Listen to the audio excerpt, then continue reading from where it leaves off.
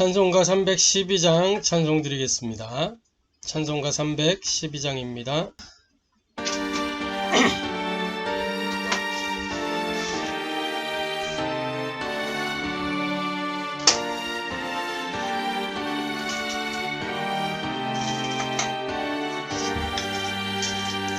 너 하나님께 이끌리어 일평생 주만 바라면 너 어려울 때 힘 주시고 언제나 지켜주시리. 주 크신 사랑 믿는 자 그 반석 위에 서리라. 너 설레는 맘 가다듬고 희망 중 기다리면서 은혜로 신 주의 뜻과 사랑에 만족하여라. 우리를 불러주신 주 마음에 소원하신다. 주 찬양하고 기도하며 내 본부님 전하라. 주 약속하신 모든 은혜 내게서 이루어지리라. 참되고 의지하는 자 주께서 기억하시리. 아멘.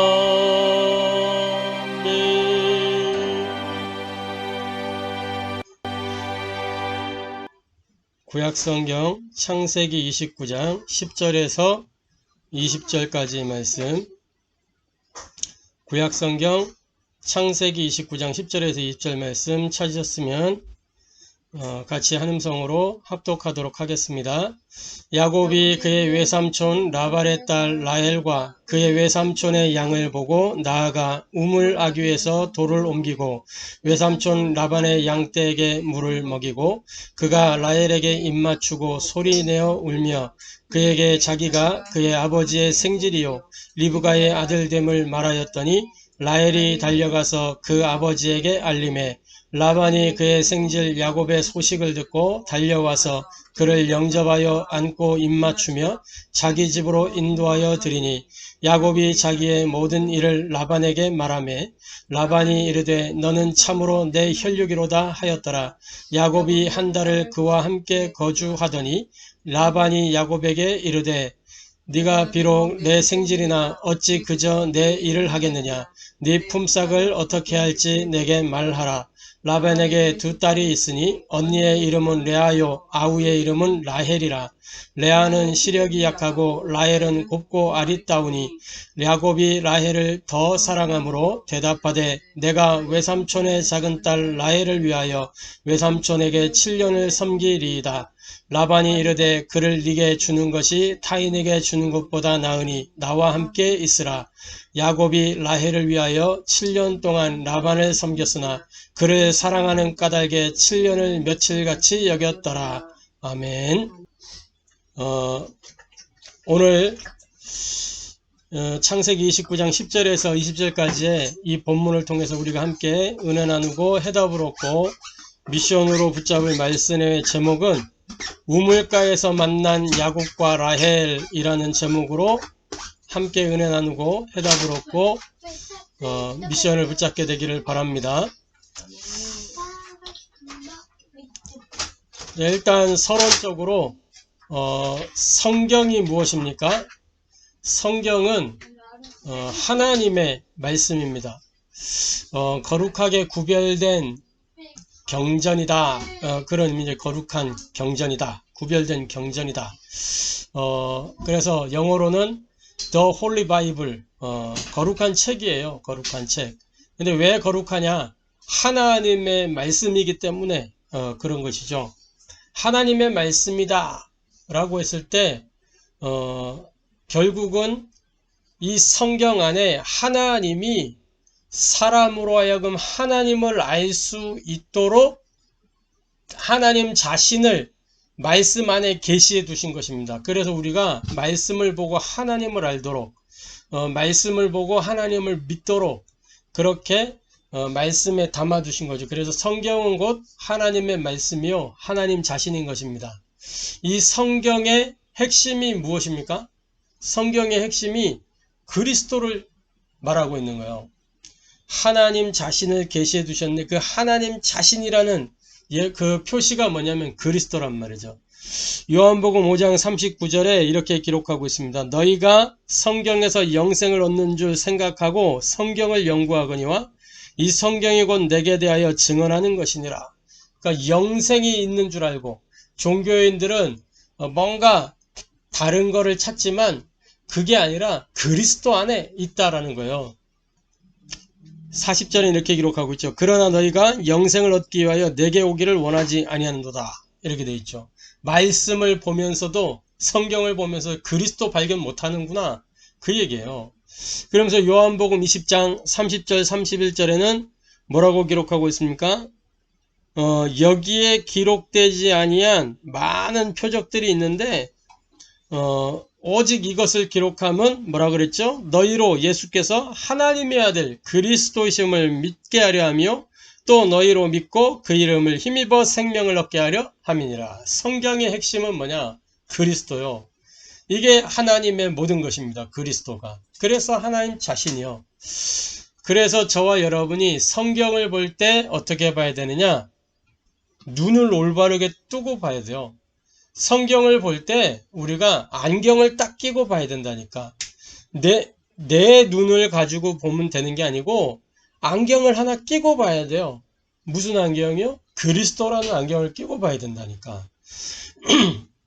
성경을 그리스도의 관점으로 그리스도는 곧 무엇을 얘기하는 거냐? 전도, 선교를 이야기하는 거예요. 성경을 전도와 선교의 눈으로 이 성경을 하나님 나라의 눈으로 보는 거예요. 그리스도, 하나님 나라, 이 전도와 선교의 비밀 이걸 가지고 성경을 보는 거죠. 그래서 오늘 우리가 보는 이 본문을 통해서도 단순히 야곱과 라헬의 만남이다 이게 아니고 그 안에 담긴 비밀이 있다니까요. 무엇을 말하겠어요? 결국엔 그리스도, 전도와 선교, 하나님의 나라 이거를 이야기하는 거예요. 야곱과 라헬의 만남을 통해서도 일단 오늘 우물가에서 만난 야곱과 라헬인데 성경에 보면 이 우물가에서 이루어진 만남들이 좀 중요한 만남들이 있어요. 창세기 24장에 보면 이삭의 아내 찾기 프로젝트가 나옵니다. 아브라함이 자기 자기가 가장 아끼는 종 엘리에셀에게 쫙 내 허벅지 밑에 손을 넣고 맹세하고 해가지고 아내 찾기 프로젝트 하잖아요. 하는데 그 아브라함의 종 엘리에셀이 뭐라 그러지? 그 우물가 앞에서 기도하잖아요. 이 낙타에게 물을 먹이게 하는 그 사람이 하나님이 짝지어준 배필인 줄 알고 이렇게 하도록 하겠다 이런 기도하잖아요. 그랬더니 딱 리브가 와가지고 기도한 그대로 막 물 드시라고 하고 데리고 온 같이 온 양떼 다 먹이겠다, 아니 낙타떼 다 먹이겠다고 하고 낙타떼가 엄청 많거든. 근데 그 많은 낙타떼 다 먹이겠다고 이 어마어마하게 많은 양의 물을 1000번은 길어갖고 먹여야 된다니까. 여자가 그것도. 와, 어마어마한 거요. 이 엘리에셀과 리브가의 만남, 즉 이삭의 아내가 될 리브가를 만나는 그 만남, 여기에 아주 중요한 만남이 일어났잖아요. 또 출애굽기 2장 15절부터 25절에 보면 모세와 십보라의 만남도 우물가에서 이루어졌어요. 우물가에서. 그리고 가장 중요한 만남이죠. 요한복음 4장에 보면 수가성 여인과 그리스도의 만남이 어디서? 야곱의 우물이라고 하는 그 우물가에서 만나게 된 거예요. 이 세 가지 만남에 공통점이 있어요. 뭐냐면 육신의 목마름을 해결하려고 왔다가 인생의 답을 찾는 그런 만남이 된 거예요. 그 우물가가 굉장히 이 터닝 포인트가 되는 플랫폼이었어요. 이삭의 아내도 그렇고 이 모세의 아내가 될 아내인 십보라도 그렇고 또 수가성 여인도 그렇고 이 우물가에서 자기 육신에 또 자기가 키우는 어떤 양이나 이런 짐승들 이 목마름을 해결하려고 육신적인 거 해결하려고 왔다가 인생의 답을 딱 찾아버리는 보세요. 이방 여인으로서 이방 배경 우상숭배 배경하는 그 가문의 여인들로서 뭐요? 딱 언약의 후손을 만나게 되고 가나안 땅으로 들어가게 되고 이렇게 되어진다니까. 두 번째로 이 우물가에서 오늘 이 야곱과 라헬의 만남이죠. 이 우물이 무엇이냐? 우물에 담긴 의미를 한번 살펴봐야 되겠습니다. 우물은 뭐예요? 목마름의 해결이 전제되어 있는 장소죠. 우물. 결국은 육신 문제 해결하기 위한 것이란 말이에요. 그리고 이 우물은 자연 발생적으로 생겨난 게 아니란 말이에요. 뭔가 이 목마름을 해결하기 위해서 인위적으로 땅을 파가지고 우물을 이게 판 거예요. 특히 이 창세기에서 보면은 우물 파는 장면들이 막 나오잖아요. 우물 파는 장면들이. 그만큼 노력을 해서 얻어낸 거예요. 노력을 해서. 목마름을 해결하기 위해서. 결국 뭐예요? 인간이 뭔가 이 문제 해결해 보겠다고 하는 이 노력의 산물, 종교를 의미하는 거예요. 종교. 육신 문제 해결, 그걸 위한 종교. 이게 우물과 굉장히 연관성이 있습니다. 창세기 29장, 오늘 우리가 읽었던 본문의 앞에 부분인데요. 29장 1절부터 3절에 보면 이렇게 기록하고 있습니다. 뭐라고 이렇게 하냐면 야곱이 길을 떠나 동방 사람의 땅에 이르러 본즉 들에 우물이 있고 그 곁에 양 세 떼가 누워 있으니 이는 목자들이 그 우물에서 양떼에게 물을 먹임이라. 큰 돌로 우물 아귀를 덮었다가 모든 떼가 모이면 그들이 우물 아귀에서 돌을 옮기고 그 양떼에게 물을 먹이고는 우물 아귀 그 자리에 다시 그 돌을 덮더라. 왜 돌을 덮었다가 열었다가 덮었다가 열었다가 요거를 계속 하겠어요? 왜 요거를 계속 하겠어요? 요거를. 그게 이제 아무나 와서 먹지 말라고. 그죠? 그리고 이걸 보호하는 거. 굉장히 중요하게 생각하는 거죠. 왜 자기들이 그거를 노력해서 팠거든. 그러니까 아무나 와서 먹으면 안 되는 거예요. 다 같이 먹는 거, 다 같이. 구약성경 예레미야서에 보면은 이런 기록이 있습니다. 예레미야 2장 11절부터 13절에 보면은 뭐라고 되어 있냐면 어느 나라가 그들의 신들을 신 아닌 것과 바꾼 일이 있느냐. 그러나 나의 백성은 그의 영광을 무익한 것과 바꾸었도다. 너 하늘아 이 일로 말미암아 놀랄지어다. 심히 떨지어다. 두려워할지어다. 여호와의 말씀이니라. 내 백성이 두 가지 악을 행하였나니 곧 그들이 생수의 근원되는 나를 버린 것과 스스로 웅덩이를 판 것인데 그것은 그 물을 가두지 못할 터진 웅덩이들이니라. 노력해서 우물을 만들려고 우물을 파려고 했다는 거죠. 근데 이건 뭐예요? 결국 그 물을 가두지 못할 터진 웅덩이들이니라. 헛수고다 이 말이에요. 헛수고. 이게 우물이 의미하는 영적인 의미를 찾아볼 수가 있습니다. 자, 그리고 이 우물가에서 야곱과 라헬이 만났죠. 그럼 야곱은 누구냐? 이 야곱은 언약의 후손이에요. 하나님의 언약이 흐르는 언약의 계보란 말이에요. 언약의 씨. 그래서 이 야곱이 오늘 이 본문의 말씀을 통해서 의미하는 것은 무엇이냐? 참 신랑이신 그리스도, 우리의 참 신랑으로 오신 그리스도, 이게 언약의 후손으로서 나타내주고 있는 거란 말이에요. 그래서 이 그리스도는 뭐예요? 영원히 목마르지 않는 생수. 그 우물에 물 길르러 왔지만 그 물이 답이 아니고 야곱이 답이었다니까, 라헬에게는. 양떼에게 물을 먹이고 이런 문제 해결하는 게 문제가 아니고 인생의 답을 딱 만나버린 거야. 라헬이 야곱을 만남으로 어떻게 됐어요? 언약의 족보 안에 딱 들어간다니까. 언약의 후손의 대열에 딱 들어갔어요. 그래서 이 야곱을 통해서 야곱과 라헬 사이에서 누가 태어났어요? 응? 야곱과 라헬 사이에서 요셉, 베냐민, 이 둘 태어난 거예요. 요셉을 통해서 어떤 일이 일어나요? 언약의 성취가 딱 되어지잖아요. 창세기 37장부터 쭉 보면은 그래서 430년 동안 이 애굽 땅에서 이스라엘이 민족을 이룰 만큼 응답을 누리다가 나오게 되는 거죠. 약속한 시간표에. 자, 그렇다면 라헬은 누구냐? 라헬은 우상 배경 속에 속한 사람이었어요. 그죠? 우상 숭배하는 그 가문에 속해 있었단 말이에요. 그러니까 뭐냐면 구원이 필요한 사람이에요. 구원이 필요한 사람. 그러면서 무엇을 의미하느냐?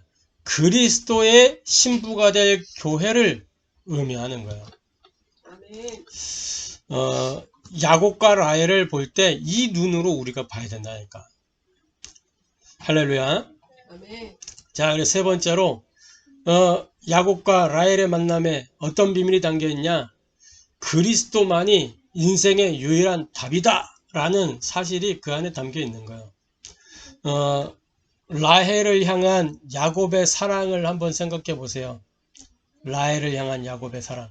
창세기 29장 오늘 읽었던 본문의 마지막 절이죠.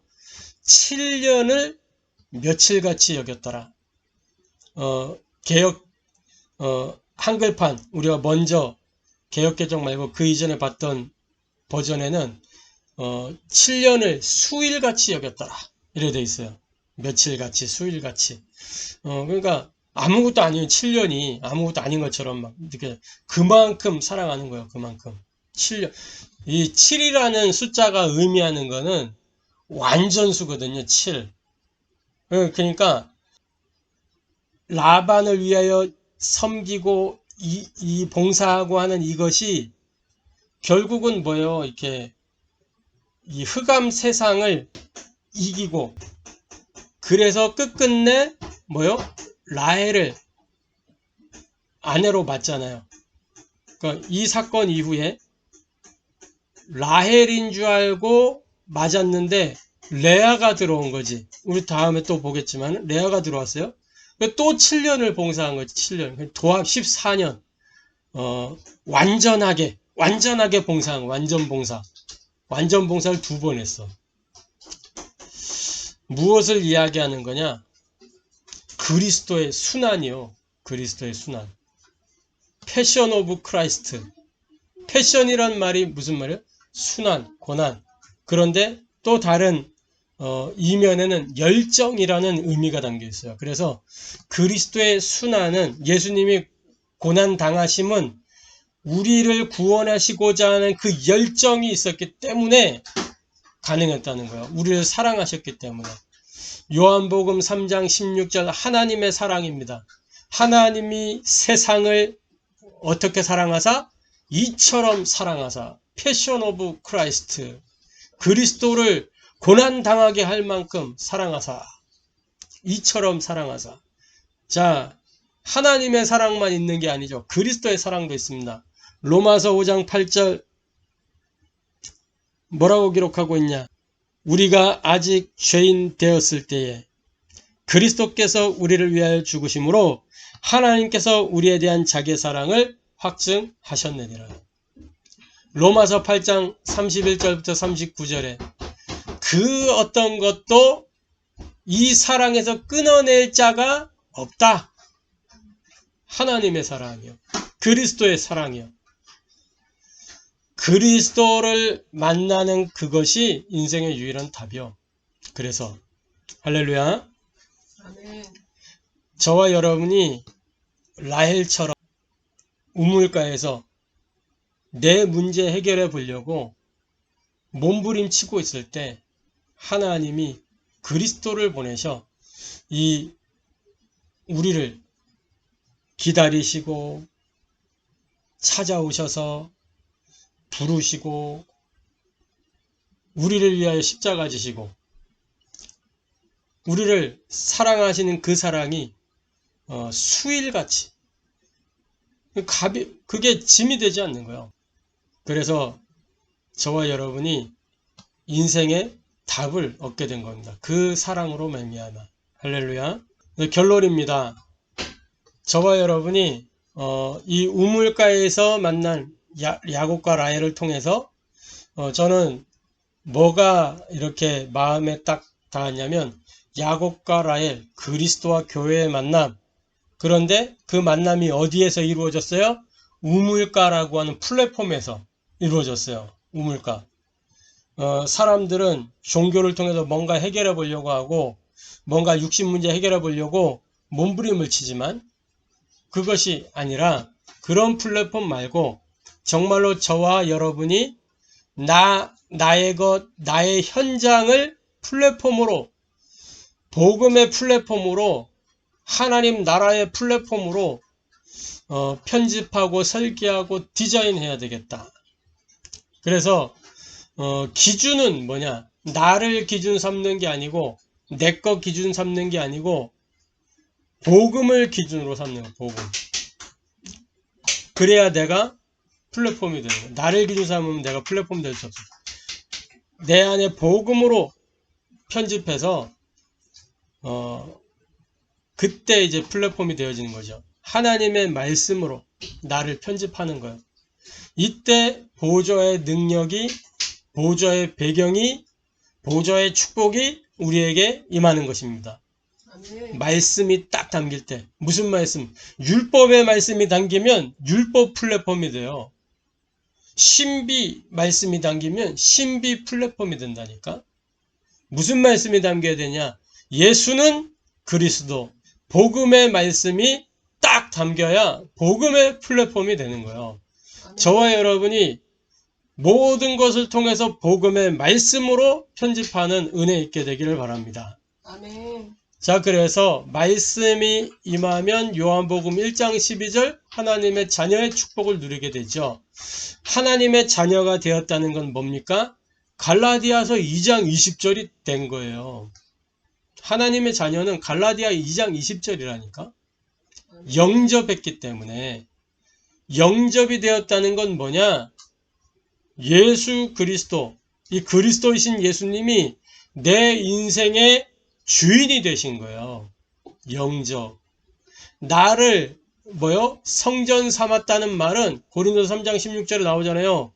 너희가 하나님의 성전인 것과 성전 삼으셨다는 것은 나의 안에 보좌를 딱 나를 보좌화시켜서 내 안에 보좌를 두시고 거기에 좌정하신 거예요. 그 내 주인이 누구냐? 하나님이란 말이요. 할렐루야. 아멘. 이걸 모르고 영접했다는데도 내가 주인 되어 있고 그럴 때가 우린 많잖아요. 예수님 손님이야. 주인이 아니고. 저와 여러분이 나를 점검하고 정말 그리스도이신 예수님을 내 인생의 주인으로 인생의 왕으로 그래서 국가에도 두 가지 형태가 있어요. 민주국과 뭐요? 왕국이 있어요. 지금 왕국 거의 없잖아요. 왕국. 그냥 무늬만 왕국이 있을 뿐이지. 실제로 막 왕권을 가지고 그런 나라 없거든요. 왕국과 민주국은 뭐예요? 뭐가 다른 거예요? 민주국은 말 그대로 백성 민자 주인 주자. 백성이 주인된 나라. 왕국은 뭐예요? 왕이 주인인 나라요. 그래서 왕이 통치하는 나라요. 민주국가에서는 뭐예요? 백성이 주인이기 때문에 백성이 쉽게 말해서 왕을 바꾸는 거야. 어? 백성이 투표해가지고 왕을 바꿔. 대통령 투표로 세우잖아. 투표로. 백성들이. 다른 거요. 내 안에 성전 삼았다는 건 뭐냐면 하나님 왕국을 내 안에 탁 갖다 놨단 말이요. 그래서 내 인생의 주인이 되신 거예요. 할렐루야. 아멘. 예수님을 저와 여러분의 주인으로 인정하시기 바랍니다. 아멘. 예수님 심부름 시키지 말고 예수님을 막 자기 똘마니처럼 막 이렇게 하지 말고. 자, 그래서 그러면 무슨 일이 일어나요? 이 영접하는 순간 고린도후서 5장 17절 뭐예요? 우리는 새로운 피조물이 된 거예요. 새로운 피조물. 네? 내가 주인되어 있다가 하나님이 주인된 그 새로운 피조물. 그래서 재창조의 역사 일어나는 거라니까. 현장에 뭐요? 내가 복음으로 편집되고 있으면 그죠? 갈라디아서 2장 20절 이 복음으로 오직 집중 지속 요걸 딱 누리고 있으면 어떻게 해요? 내 안에 보좌의 배경과 축복이 임하고 그것이 누려지고 시공간 초월의 능력을 누리게 되고 그러면서 237 빛의 역사가 나타나니까 현장에 뭐요? 재창조의 역사가 나타난다니까. 할렐루야. 네.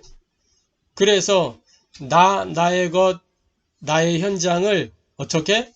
플랫폼으로 나를 우물가로 만드는 모든 사람이 탁 내게 문제 해결의 답을 찾으러 올 만큼 그렇게 편집을 해야 돼요. 저와 여러분이. 나의 것을 가지고 탁 하나님 나를 딱 나의 것을 보면 하나님 나라가 보일 만큼 나의 현장을 보고 뭐요? 저 사람한테 가면 답이 있겠구나. 그랬잖아요. 요셉을 불신자들이 보고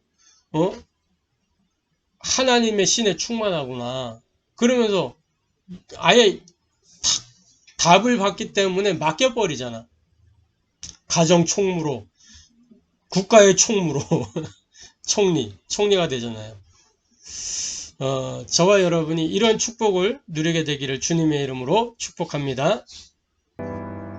기도하겠습니다. 하나님께 감사를 드립니다. 우물가에서 만난 이 야곱과 라헬을 통해서 우리가 다른 것을 보는 것이 아니라 야곱과 라헬의 만남 속에 담긴 영적 비밀을 볼 수 있도록 하나님 우리의 눈을 열어 주시옵소서. 사람들은 자기 육신의 문제 해결을 위하여 이런저런 노력으로 우물을 파고 있습니다. 하나님, 그러나 우리가 그들에게 진정한 생수가 되시는 그리스도를 전달하는 플랫폼 되어주도록 나의 것, 나의 현장을 축복하여 주옵소서. 정말 복음이 우리의 기준 되게 하시고 복음으로 오직 집중 지속하는 그 은혜를 허락하여 주사 모든 현장마다 보좌의 배경과 축복이 누려지게 하시고 시공간 초월의 능력이 나타나게 하시며 27 빛의 역사가 일어나는 재창조의 역사가 날마다 증거되어지도록 확인되어지도록 역사하여 주옵소서. 살아계신 주 예수 그리스도의 이름으로 기도하옵나이다.